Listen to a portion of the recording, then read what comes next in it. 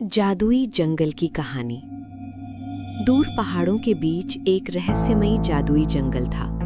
कहा जाता था कि जो भी उस जंगल में जाता है वो पहले जैसा इंसान बनकर वापस नहीं आता। वहाँ के पेड़ बातें करते थे, हवा में रहस्य तैरते थे और रात में चांदनी जमीन पर नहीं बल्कि आसमान में बहती हुई लगती थी। उसी जंगल के पास एक छोटा सा गांव था जहाँ एक साहसी लेकिन सरल लड़का अयान अपनी दादी के साथ रहता था।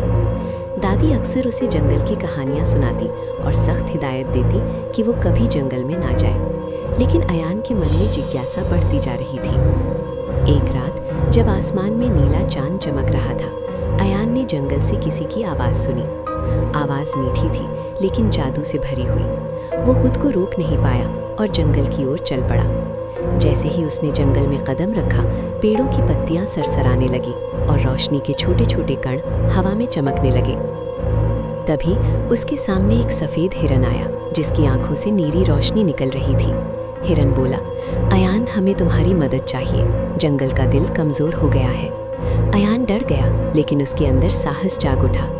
हिरन उसे जंगल के सबसे गहरे हिस्से में ले गया जहाँ एक प्राचीन वृक्ष खड़ा था जिसे जंगल का हृदय कहा जाता था। उस वृक्ष की चमक कम हो चुकी थी। हिरन ने बताया कि इंसानों द्वारा प्रकृति को नुकसान पहुंचाने के कारण जंगल की जादुई शक्ति समाप्त हो रही है।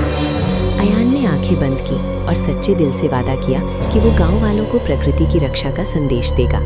जैसे ही उसने वादा किया, वृक्ष फिर से चमकने लगा, हवा खुशबू से भर गई और पूरा जंगल जीवित हो उठा।